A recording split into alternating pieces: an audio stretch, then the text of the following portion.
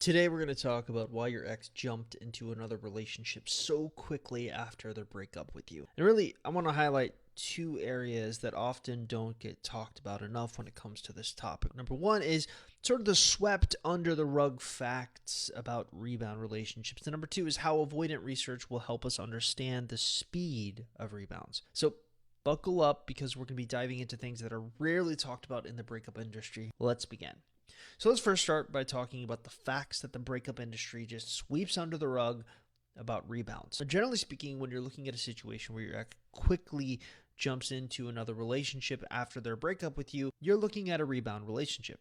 Of course, when you're looking at rebounds, there are certain held beliefs that people have about them. Like they're destined to fail or they are an unhealthy way of handling a breakup. But what if I were to tell you that most of what you believe about rebounds might be wrong? In fact, many of the stereotypes you have about them are simply false when looking at the data. Take the unhealthy aspect. So, most people believe that rebounds don't give you time to process your emotions and properly grieve. And I suppose sort of the expectation that we all have is that you're supposed to go through the 5 stages of grief after a breakup before moving on to someone else. Denial, anger, bargaining, depression, acceptance. But what usually happens is that right around when we get to anger or depression, you'll notice your ex goes on the rebound. They'll push their pain away, but instead of processing it, they'll use another person to distract themselves from it. That's the stereotype. That's the argument for why people say that rebounds are bad. That's the whole argument of the breakup industry, but they might be wrong.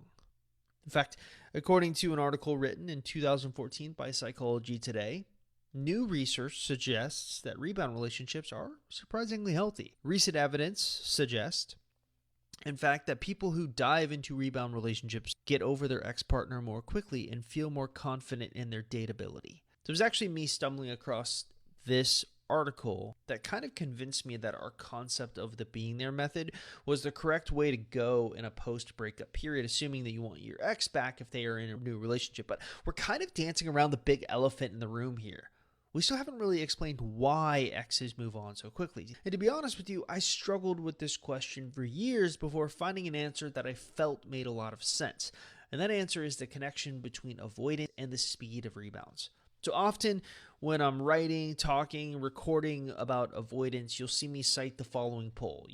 This poll I did in June 9th of 2021, where I basically asked all the people of our private Facebook support group, hey, what core attachment style would you classify your ex as? And over 70% of our clients admitted that they believe their exes are avoidant. And essentially, what it's proving is that most of the exes that we have studied have the avoidant attachment style. And you want to know what I'm learning?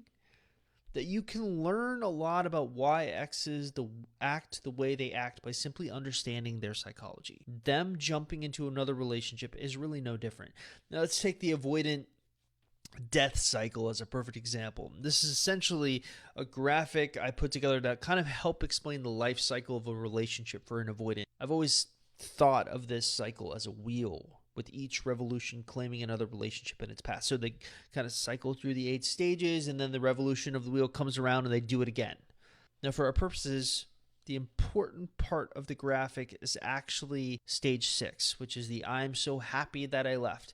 This essentially highlights that post-breakup period and how the avoidant handles it. And according to one of my favorite resources, Free to Attach, avoidants will often go through a separation elation period. After a relationship ends, people with an avoidant attachment style tend not to show much anxiety or distress, often feeling an initial sense of relief at the relinquishing of obligations and the sense that they're regaining their self-identity and not tending to initially miss their partner. This is called separation elation, as the pressure to connect is gone, which interestingly is really followed pretty closely by a period of repression. So avoidants are experts at repressing emotions. They do not feel much initially, typically appear to recover quickly after relationships and can move on fast, more comfortable seeking a new pursuit situation. They envision that a new person could be the solution to their woes. So this seems to line up pretty well with the rebound stereotype I just took aim at earlier. So am I wrong, or is there something that we're missing here? Well, What's interesting is that while it is true that avoidants use rebounds to repress their emotions, this is a coping mechanism that's been present with them since childhood. They don't know any other way of dealing with it. And as such, they jump from relationship to relationship and heal from breakups that way. And it's actually effective for them. In fact, one of the things we're finding is that more experience that your ex has of handling breakups in this way, the more effective it is for them to move on. But I'm getting kind of off topic. What we really need to talk about here is how avoidants truly view jumping from relationship to relationship. And generally speaking, new relationships are kind of romanticized by avoidants. Remember, a contradiction lies at the heart of every avoidant. There's a need to be loved, but a protective mechanism that prevents them from letting anyone get close enough to give them that love. Naturally, they prefer relationships where there are no strings attached or no large threat to their independence. Rebounds fit this criteria because ultimately in their head, they have no intention of falling for the other person. Rather, it's more about falling for the chase, romanticizing the honeymoon period. But this is all happening on a subconscious level without their forefront knowledge. They start out every new relationship optimistic that things are going to work out. Remember the start of the death cycle we just talked about above or earlier?